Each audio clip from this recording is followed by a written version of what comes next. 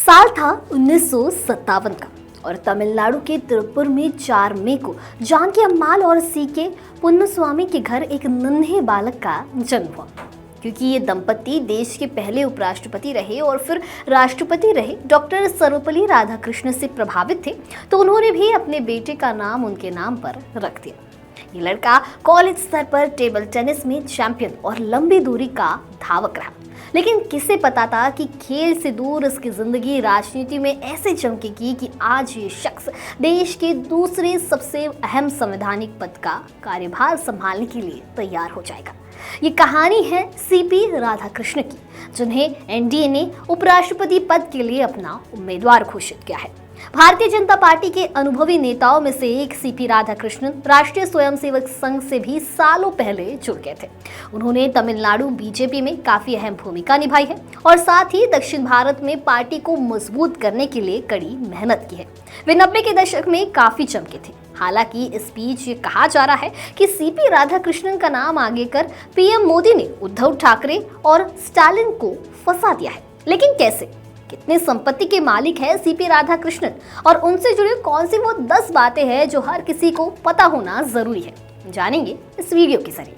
नमस्कार, मैं दिशा हटवार और आप देखना शुरू कर चुके हैं नवभारत लाइव। एनडीए की ओर से उपराष्ट्रपति पद के उम्मीदवार के तौर पर महाराष्ट्र के राज्यपाल सीपी राधाकृष्णन का नाम सामने आना पीएम मोदी का मास्टर स्ट्रोक कहा जा रहा है। आपको याद होगा, जब जगदीप धनखड़ को बीजेपी ने उपराष्ट्रपति के लिए कैंडिडेट चुना था तो पश्चिम बंगाल की मुख्यमंत्री ममता बनर्जी दुविधा में फंस गई थी, क्योंकि धनखड़ तब पश्चिम बंगाल के राज्यपाल हुआ करते थे और ममता विपक्षी दलों की टीम में थी। आखिर उन्होंने धनखड़ को समर्थन देने का ऐलान कर दिया। अब यही दुविधा उद्धव ठाकरे और तमिलनाडु के मुख्यमंत्री एमके स्टालिन के सामने आ गई है। कहा जा रहा है कि पीएम मोदी ने सीपी राधाकृष्णन का नाम आगे बढ़ाकर इन दोनों नेताओं के लिए मुश्किलें बढ़ा दी। बताया जा रहा है कि उद्धव ठाकरे के लिए मुश्किल ये है कि अगर वे राधाकृष्णन को समर्थन नहीं देते हैं तो ये सीधा मैसेज जाएगा कि उन्होंने अपने ही राज्यपाल के खिलाफ जाकर वोट किया। खैर, इन सब में जानते हैं सीपी राधाकृष्णन के बारे में 10 ऐसी बातें जो आपको पता होना बेहद जरूरी है।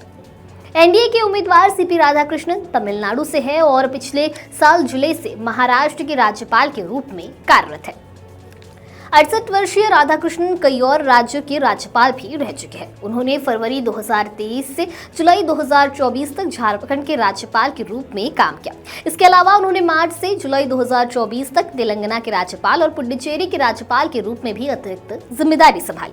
2023 में झारखंड का राज्यपाल नियुक्त होने के बाद पहले 4 महीनों के अंदर राधाकृष्णन ने राज्य के सभी 24 जिलों का दौरा किया और आम लोगों से बातचीत की। उन्होंने जिलाधिकारियों के साथ भी बातचीत। सीनियर बीजेपी लीडर राधाकृष्णन ने 2 बार कोयम्बटूर से लोकसभा का चुनाव जीता। अहम बात यह भी है कि वे तमिलनाडु बीजेपी के प्रदेश अध्यक्ष भी रह चुके हैं।